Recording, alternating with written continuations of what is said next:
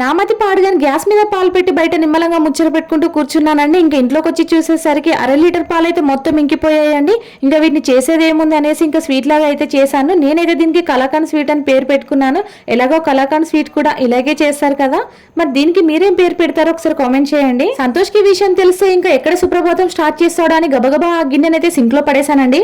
సర్లే గానీ మీకు కూడా ఇలాంటి స్వీట్ కావాలా, మరి ఇంకెందుకు ఆలస్యం, గ్యాస్ మీద పాలు పెట్టి నాలాగా బయట ఒక ½ గంట ముచ్చట పెట్టారనుకో, మీకు కూడా ఇలాంటి స్వీట్ రెడీ అవుతుందండి. ఇంకా సంతోష్ రాగానే పరిగెత్తుకుంటూ వెళ్లి మీకోసం స్పెషల్ గా స్వీట్ చేశానని వెంటనే ఇవ్వాలి. ఇంకా హ్యాపీగా తినేస్తాడు. తర్వాత ఈ వీడియో చూస్తే ఏమవుతుందో చూడాలి. మరి మన ఆడవాళ్ళు ముచ్చట పెట్టడం స్టార్ట్ చేశారనుకో, ఇంట్లో దొంగలు పడ్డా కూడా సోయి ఉండదు, అట్లుంటది మరి మన ఆడవాళ్ళతో. ఇంకా ఇదంతా పక్కన పెడితే హోంవర్క్ రాసుకోరా బాబు అంటే మంచి చైర్ లో కూర్చొని టీవీ చూసుకుంటూ క్యారెట్లు అయితే తింటున్నాడు. వీనికి పొద్దంతా అన్నం పెట్టకుండా కేజీ క్యారెట్లు ముందట పెట్టినా కూడా తినుకుంటూ కూర్చుంటాడండి. అంత ఇష్టం వీడికి క్యారెట్స్ అంటే. రెడీ చేపించి స్కూల్ కి పంపించడం ఒక ఎత్తు అయితే వీని హోంవర్క్ చేపించడం ఒక ఎత్తు అవుతుందండి. నాకైతే వీంతో 3 hours టైం స్పెండ్ చేయాలి. హోంవర్క్ చేసే దగ్గరనైతే చాలా సతాయిస్తాడండి.